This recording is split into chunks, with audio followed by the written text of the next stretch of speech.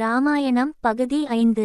காட்டில் வனவாசம் செய்து கொண்டிருந்த ராமன், சீதை, லட்சுமணன் ஒருநாள் முனிவர் அகஸ்தியரைச் சந்தித்தார்கள். அகஸ்திய முனிவர் கூறினார், ராமா, கோதாவரி நதிக்கரையில் உள்ள பஞ்சவடி என்ற இடம் வாழ்வதற்கு ஏற்றது.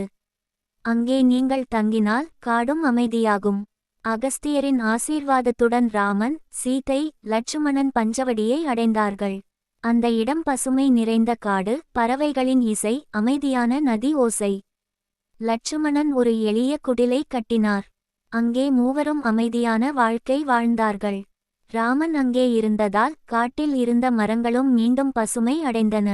முனிவர்களும் பயம் இன்றி தவம் செய்யத் தொடங்கினார்கள். அந்த இடம் கோதாவரி நதிக்கரையில் பசுமை நிறைந்த அமைதியான காடு. ஆனால் அந்த அமைதிக்குள் ஒரு பெரிய சூழ்ச்சி மெதுவாக உருவாகிக் கொண்டிருந்தது. ஒருநாள் ராவணனின் சகோதரி சூர்ப்பனகை அந்த காட்டிற்கு வந்தாள். ராமன், லட்சுமணனை பார்த்ததும் அவள் மனம் மாறியது. அழகிய பெண் போல வேடமிட்டு லட்சுமணனை மணக்க நினைத்தாள். லட்சுமணன் அமைதியாகச் சொன்னான், நான் ராமனின் சேவகன். அவரின் ஆணை மட்டுமே என் வாழ்க்கை. பின் சூர்ப்பனகை ராமனை மணக்க முயன்றாள். அவளுக்கு அது சாத்தியமாகவில்லை.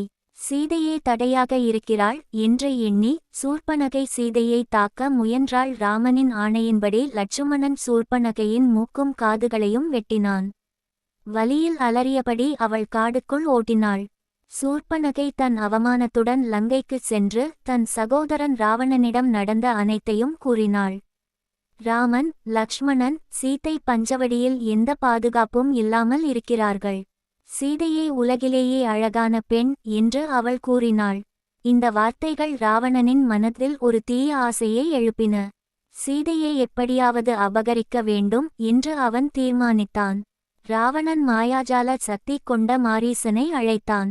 நீ ஒரு பொன்னான மானாக மாறி சீதையின் மனதை கவர்ந்து ராமனை காட்டுக்குள் இழுத்துச் செல் என்று கட்டளையிட்டான். மாரீசன் பயந்தான். ராமனை எதிர்ப்பது மரணமே என்று அவன் அறிந்திருந்தான். ஆனால் ராவணன் மிரட்டினான். இறுதியில் ராமன் கையில் மரணம் அடைவதே மேல் என்று எண்ணி மாரீசன் ஒப்புக்கொண்டான். ஒரு நாள் பஞ்சவடிக்காட்டில் ஒரு அற்புதமான பொன்னான மான் தோன்றியது. அதை பார்த்த சீதை மகிழ்ச்சியுடன் கூறினாள், ராமா, எவ்வளவு அழகு! இந்த மானை எனக்காக கொண்டு வாருங்கள். ராமன் அது மாயை என்று உணர்ந்தாலும் சீதையின் விருப்பத்திற்காக காட்டுக்குள் சென்றார். போகும் முன் லக்ஷ்மணனை நோக்கி கூறினார், சீதையை ஒரு நொடியும் விட்டு விடாதே. சிறிது நேரத்திற்குப் பிறகு காட்டுக்குள் லக்ஷ்மணா, சீதே என்று ராமன் குரலில் ஒரு அலறல் கேட்டது. அந்த குரலை கேட்ட சீதை அதிர்ந்து போனாள். ராமனுக்கு ஆபத்து, நீ உடனே போ என்று லக்ஷ்மணனை வற்புறுத்தினாள். லக்ஷ்மணன் தயங்கினான். இது மாயைதான், ராமனுக்கு எதுவும் ஆகாது என்று அவன் சொன்னான். ஆனால் சீதையின் அச்சமும் வற்புறுத்தலும் அவனை கலங்க வைத்தது. இறுதியில் காட்டுக்குள் செல்லும் முன் லக்ஷ்மணன் குடிலின் முன்பாக ஒரு பாதுகாப்பு கோடு இழுத்தான். அவன் சீதையிடம் கூறினான், இந்த கோட்டை நீங்கள் தாண்டினால் ஆபத்து வரும். யாராக இருந்தாலும் இந்த கோட்டை தாண்டி நீங்கள் வெளியே வரக்கூடாது. அதைச் சொல்லி லக்ஷ்மணன் காட்டுக்குள் சென்றான். சிறிது நேரத்தில் ஒரு துறவி வேடத்தில் ராவணன் குடிலின் அருகே வந்தான். அம்மா, பசி, ஒரு பிடி பிச்சை என்று கேட்டான். சீதையின் மனம் கரைந்தது. துறவியை வெளியே அனுப்பக்கூடாது என்று எண்ணினாள். பிச்சை கொடுக்க குடிலுக்கு வெளியே வர வேண்டும் என்று நினைத்து சீதையவள் அந்த கோட்டை தாண்டினாள்.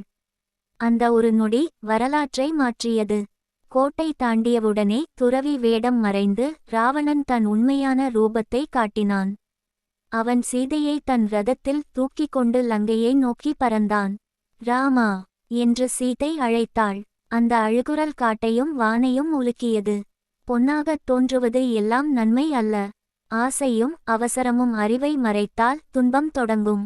அடுத்த பகுதியில் ஜடாயுவின் வீரப் போராட்டம் மற்றும் சீதையை தேடும் ராமன் கதை. அடுத்த பகுதியை பார்க்க சப்ஸ்கிரைப் பண்ணுங்க, லைக், ஷேர் பண்ணுங்க. ஜெய் ஸ்ரீராம்.